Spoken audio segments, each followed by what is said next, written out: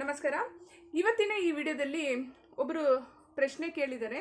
ಪ್ರಶ್ನೆ ಏನಪ್ಪ ಅಂದರೆ, ಮೇಡಮ್ ಕೈಮದ್ದು ಉಂಟಾದಾಗ ನಮಗೆ ಕರಳು ಬೇನೆ ಬರುತ್ತೆ ಅಂತೇಳಿ ಕೆಲವರೆಲ್ಲ ಹೇಳ್ತಾರೆ. ಇದು ಯಾವ ಥರ ಮೇಡಮ್, ಹೆಂಗೆಲ್ಲ ಸಿಂಪ್ಟಮ್ಸು ಕಾಣುತ್ತೆ ಅಂತೇಳಿ ತಿಳಿಸ್ಕೊಡಿ ಅಂತೇಳಿ ಕೇಳ್ಕೊಂಡಿದ್ದಾರೆ.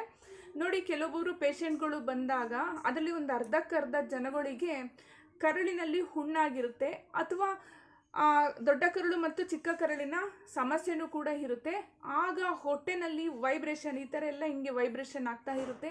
ಸ್ವಲ್ಪ ಯಾರಾದರೂ ಮಾತಾಡಿದರೆ ಸಾಕು, ಕಿರ್ಚಾಡಿದ್ರೆ ಸಾಕು, ಏನಾದ್ರು ಸೌಂಡ್ ಬಂದರೆ ಸಾಕು, ಸುಮ್ಮನೆ ಮಲ್ಕೊಂಡಿದ್ರು ಕೂಡ ಅಷ್ಟೇ, ಚೂರು ಊಟ ಮಾಡ್ತಿದ್ರು ಕೂಡ ಅಷ್ಟೇ, ಹೊಟ್ಟೆಲೆಲ್ಲ ಗಡ ಗಡ ಗಡ ಅಂತೇಳಿ ಒಂಥರ ಸೌಂಡ್ ಬರುತ್ತೆ, ಮತ್ತು ವೈಬ್ರೇಷನ್ ಆಗೋದವ್ರಿಗೂ ಕೂಡ ಕಾಣಿಸುತ್ತೆ.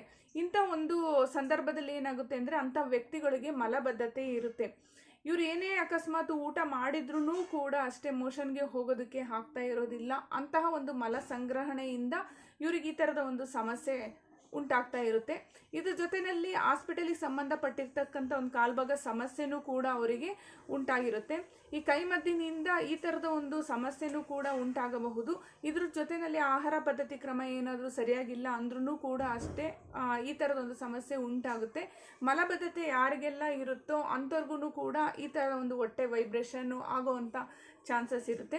ಮತ್ತು ಇದರ ಒಂದು ಸಿಂಪ್ಟಮ್ಸ್ ಏನಪ್ಪ ಅಂದರೆ, ನೀವು ಊಟ ಮಾಡಿರ್ತೀರ ಅಂತ ತಿಳ್ಕೊಳ್ಳಿ, ಅದರಲ್ಲಿ ಜೀರ್ಣ ಶಕ್ತಿನೇ ಇರೋದಿಲ್ಲ, ಅಜೀರ್ಣ ಆಗ್ತಾ ಇರುತ್ತೆ. ಅಜೀರ್ಣ ಆಗಿರ್ತಕ್ಕಂಥ ಸಂದರ್ಭದಲ್ಲಿ ನಿಮಗೆ ಮೋಷನ್ಗೆ ಹೋಗೋದಕ್ಕೂ ಆಗೋದಿಲ್ಲ. ಆಗ ಮೋಷನ್ ಎಲ್ಲ ಕಟ್ಟಿಡಿಯುತ್ತಲ್ಲ, ಎಷ್ಟು ಅಂತೇಳಿ ಕರಳು ಅದನ್ನೆಲ್ಲ ಸ್ಟೋರೇಜ್ ಮಾಡಿ ಇಟ್ಕೊಳ್ಳೋದಕ್ಕೆ ಸಾಧ್ಯ ಆಗುತ್ತೆ.